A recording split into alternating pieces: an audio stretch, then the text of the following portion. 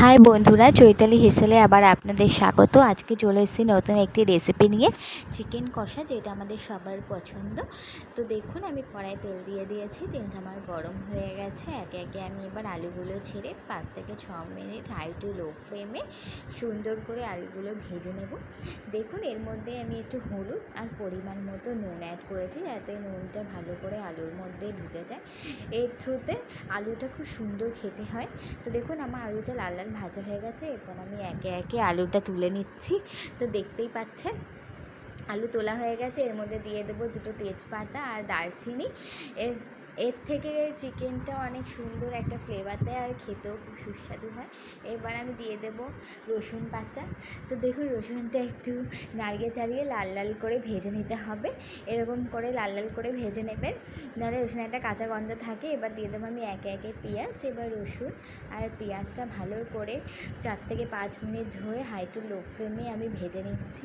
দেখুন, এরকম করে ভেজে নেবেন। তেলটা ছেড়ে দিয়েছে। এর মধ্যে এবার দিয়ে দেবো আমি আদা বাটা, কুচিয়ে রাখা টমেটো আর 4টে মতো কাঁচা লঙ্কা। এবার আদা, এই টমেটো, এই মশলাটা পেঁয়াজের সাথে ভালো করে নেড়ে চেড়ে নিতে হবে। দেখুন, আমার মশলা হয়ে গেছে। এর মধ্যে দিয়ে দেবো আমি কাশ্মীরি গুঁড়ো লঙ্কা, হলুদ, দেখুন হলুদ, আর দিয়ে দেবো পরিমাণ মতো নুন।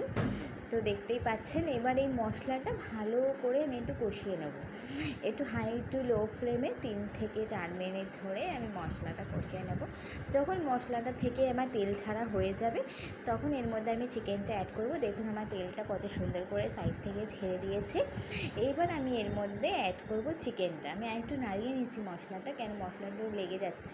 এর মধ্যে আমি একে একে সব চিকেনটা অ্যাড করে দিলাম, দেখতেই পাচ্ছেন। এবার মশলাটার সাথে চিকেনটা আমি ভালো করে 7 থেকে 8 মিনিট ধরে কষিয়ে নেব। দেখুন, ভালো করে আমি কষিয়ে নিয়েছি। এবার একটু ঢাকা দিয়ে দেবো। 3 থেকে 4 মিনিট আমি একটু ঢাকা দিয়ে দেবো। যখন দেখতেই পাচ্ছেন ঢাকা দিয়ে দিলাম, দেখুন আমার কত সুন্দর করে একটু জল ছেড়েছে আর তেলও ছেড়ে দিয়েছে। আবার একটুখানি এরকম ভালো করে কষিয়ে নেড়ে ছেড়ে নিতে হবে। দেখুন, আমি কত সুন্দর নেড়ে ছেড়ে নিচ্ছি। এবার দেখুন, তেলটা ছেড়েছি, পুরো বোঝা যাচ্ছে, মানে আমার মাংস কষানো হয়ে গেছে। এবার আমি দিয়ে দেবো পরিমাণ মতো জল। আপনার যেরকম জল খাবেন, যেরকম জল পছন্দ করেন চিকেনে খেতে, সেরকম দেবেন। আমি একটু ঝোলঝুলি করছি। তো দেখুন, আমার জলটা গরম হয়ে গেছে, ফুটে উঠেছে। এর মধ্যে আমি অ্যাড করে দেবো আলুগুলো। এবার আলুটা দিয়ে আলুটার সাথে ভালো করে একটু নাড়িয়ে চাড়িয়ে নেব চিকেনটা।